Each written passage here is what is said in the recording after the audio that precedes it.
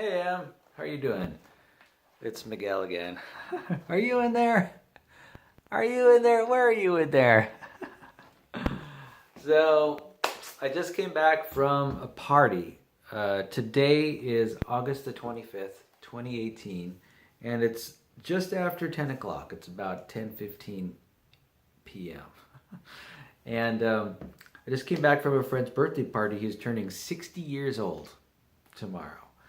And he's got this wonderful girlfriend who put on this great party for him.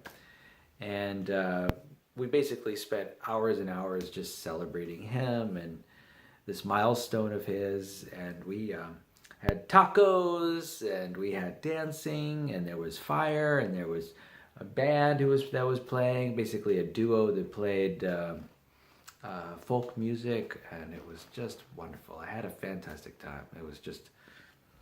I had a really good time. They had great food. I mean, they had, like I said, tacos, and they had beans and rice, and the beans were just so well done. And I've eaten my share of beans. I'm from New Mexico, and and then I make my own beans. I'm kind of like a bean connoisseur. I've got an electric pressure cooker, and I make my own beans. And this pot of beans, these refried beans, are fantastic. I love them. They had this really nice char, and they had just the right amount of fat, and it was really wonderful. And I also liked having tacos. Now, you might ask yourself, well, what's in the tacos? Well, they had the option for tofu in the tacos and veggies in the tacos. Well, enough of the food. By the way, the pancakes were great, and I had my share of chocolate. So I really had a good time. It's, one of the things that I like the most is getting together with a group of people and enjoying ourselves together. I had a lot of wonderful conversations with people who were interested in self-development and self-growth and psychology, topics that I'm interested in. I met a lot of people who are interested in yoga and qigong and other disciplines related to that. And I have a friend who's into some, personal development gurus that I enjoy and have read the books of and follow on occasion. It really is a pretty amazing crowd. And it got me to thinking about who I want to hang around with, and basically like what kind of groups I want to spend my time with. And I think I want to spend my time with this kind of people. Isn't it neat how, I don't know if you've ever experienced this, but in a group of people tend to cluster together, into their own little constellations. And this group was really cohesive and had a really common theme of people who were what I'd call compassionate and conscious, and I don't know, they were my kind of people, and I like that. So it was a special bonus for me to be around my kind of people, and food and dance, and be in celebration with one of my friends. So, I mean, how could I not have a fantastic time? I really did have a wonderful time. And just so pleased about that. And, it makes me think a little bit about where I might be when I'm 60 years old. I've got about 13 more years to go in order to get that, which is not a lot of time, believe it or not. I think you're only 14 years old. So just in that span of time, I'll be there at 60 years old. Hopefully, I'll still be mentally strong and physically strong and, raring to go and enjoying life like I've never enjoyed it before. I think it's possible for me. I really do. And so in some way, I'm looking forward to it. But also in another way, I'm grateful to be where I am and to have the youthfulness and energy and drive and passion that I have right now. And even the challenges, because I know that they are just turning me into a diamond. Honing my strengths, honing my virtues, and helping me be the best version of myself, right? Yeah. So, during this time, I also thought about you too. I mean, I really can't go more than just, 30 minutes or an hour without at least having some tangential thought related to you and your well-being and how much I care for you and my love for you as my daughter. I was missing you a little bit, I admit, because, and you know what? I remember, I remember how sweet a relationship we had when, that so many years ago. It's something that I think about and dwell on regularly. And, I will always cherish those times, and I'm really grateful to have had them. They were very special to me, and, they really touched me deeply, and so glad to have experienced that and have had those experiences with you.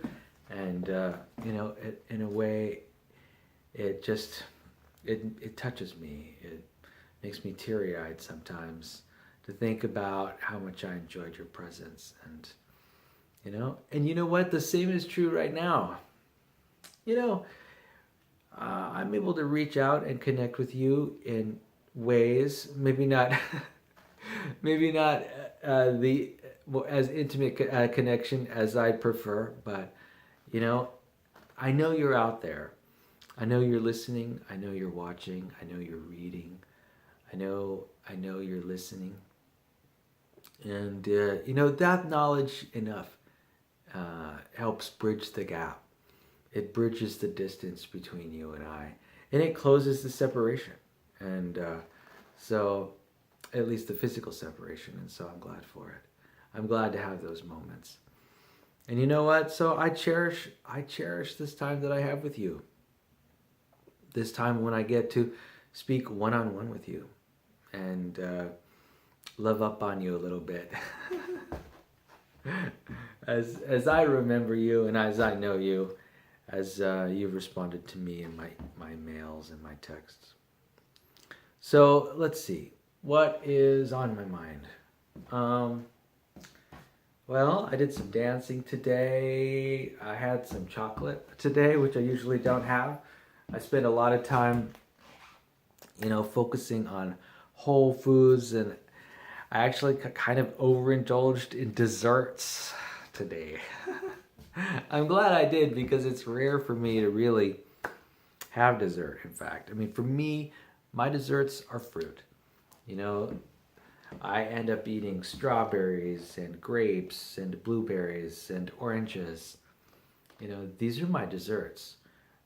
Sometimes I'll have, like I say, a coffee drink with some sugar-free Hershey syrup and some Splenda sugar substitute. That, really does it for me. If I have that and some soy milk in sort of a shake format, that's good enough. Man, that's about all the sweetness I really need to be satisfied. And so, what happened tonight, I might have eaten like 5 mini cupcakes. Maybe 6 mini cupcakes. Oh boy, I hope it wasn't more than 6. But love those things. Dang, those are so good. Whoever is producing these mini cupcakes really has their game down. They are pretty darn good. I was also able to have some chocolate chip cookies, which I haven't had in a long, long time. These chocolate chip cookies, dang.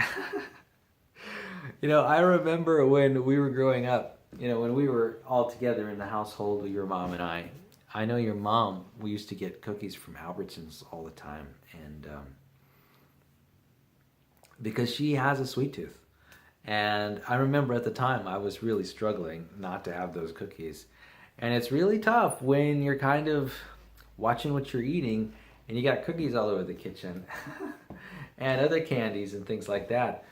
So I remember being tempted more than a couple times to eat cookies, and dang, they sure are good. Let me tell you, there is, there's no secret why chocolate chip cookies are so popular with everyone, because, well, their chewy, rich chocolate goodness, that's just hard to ignore.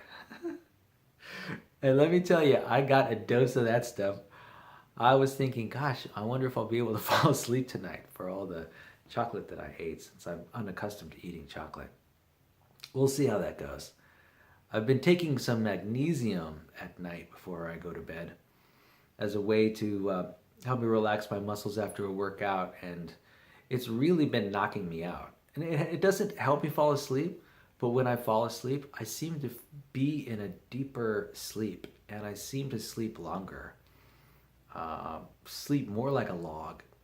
And that is something that's very pleasing to me because for a while, and I mean a couple years, I think my depth of sleep has been less than I would prefer.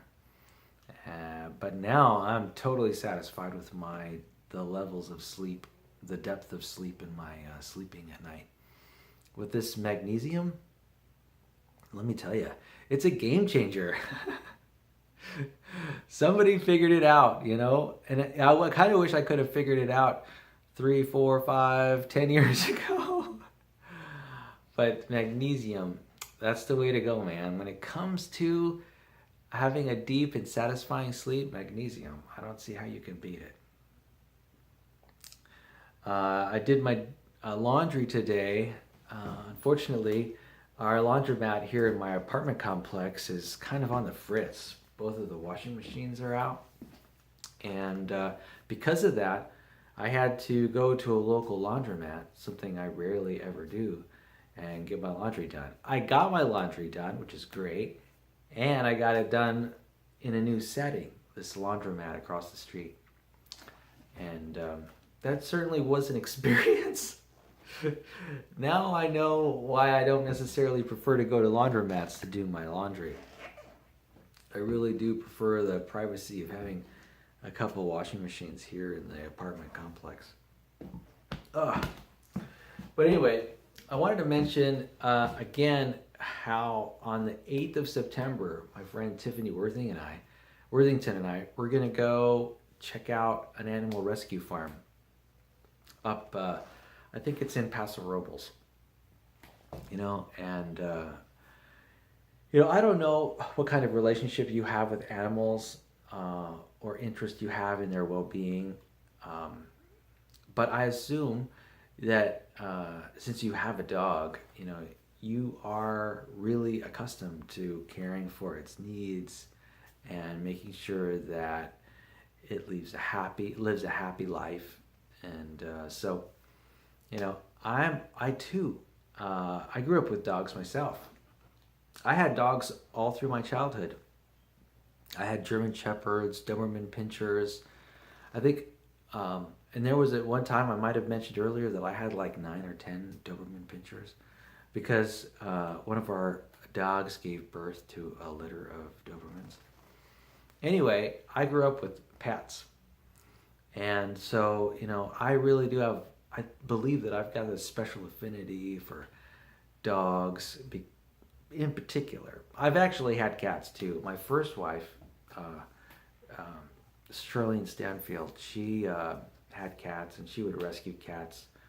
She wouldn't rescue cats herself, but she would acquire cats that had been rescued. And I think one time we had like at least 2, maybe 4 cats. And those were the kind of pets that we had. I never did have any kind of dogs with her or birds or anything like that. It was pretty much just all cats. So I've had cats before. I prefer dogs to cats, unsurprisingly. But anyway, I wanted to mention about this animal rescue farm. I admire what they're doing in terms of trying to preserve the well-being of these animals and helping them to survive and thrive after they've been in a really challenging situation. I think that is a virtue, to be compassionate toward animals. It's about recognizing their innocence and their value as living things. And, it's about, ethical treatment. It's about giving them equal treatment instead of thinking about them as the other or as some kind of out group where, somehow we give ourselves permission to treat them as if they're food or less than living, or less than the animals that they are, less than the intelligent, creative, caring animals, just alive, feeling, thoughtful animals that they are. And we just basically sort of turn them into food. You know, it's really funny how our culture has done that to us, you know, sort of how it's conditioned us to think of pigs as something to eat, or cows as something to eat. Whereas horses or dogs are not things to eat. They are things to make our family. People call them our furry family, or our furry children, or our friends. Certainly, animals like dogs and cats and even pigs and cows and goats and sheep. They can be a part of a family, and they can be a part of anyone's family. In a way, they are part of the global family of living creatures. And I'm really an advocate. I'm an advocate for their well-being. Because I honor their aliveness and their state of being. I honor their intelligence. I honor their emotions. I honor their I honor their value, and I respect them. I respect them enough to give them consideration, and not simply to write them off as being things to be eaten. And economic capital. Yeah. So, I'm pleased to support that effort, and hopefully other people will begin to learn and have compassion and empathy for these animals, and treat them well and with honor and with respect, and help ensure their well-being. Yeah. That's for me. That's like a future goal. I think it's happening. And I'm really optimistic about the future as it relates to animal welfare. And I think that the countries of the world are coming around. The people are coming around. They're recognizing that their diets can be just as wholesome and supportive of their health if it's mostly plant-based, or even all plant-based. And, getting away from animal cruelty as the norm, as the rule, and going into a fully plant-based diet, I think is becoming more feasible than it ever has.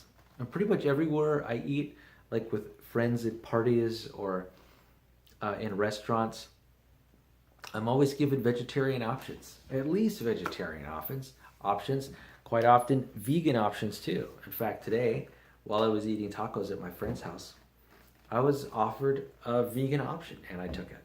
And it was easy. And, I'm really grateful to see this shift in culture. It's sort of like an attentiveness. It's a sensitivity in our culture to these innocent, peaceful animals who, are just so young and really deserve sort of thoughtfulness, as opposed to, say, thoughtlessness in relation to how they're cared for and their well-being. So anyway, I just wanted to say a few words about that, and I think I will be saying a few words about that, for a few days, maybe up until September 8th comes, so that, just so I can get some practice thinking and understanding and talking about the idea, because, it's important. Let's see what else is going on today before I wrap things up. My eye is looking a little better. It's still a little red. I did not go to the pirate fair today. I was truly thinking about going, but I just had too many things to do. I had to do laundry, I had to do homework, I had to go to the party. I had to go to the party and celebrate with my friends and eat chocolate and dance. Just had to do that. And so anyway, I just had too many things to do, and I couldn't go to the pirate fair. So I hope you had a chance to go to the pirate fair. If you did, I'd like to hear about your experience, because maybe if it comes around next year, I might be interested in coming along.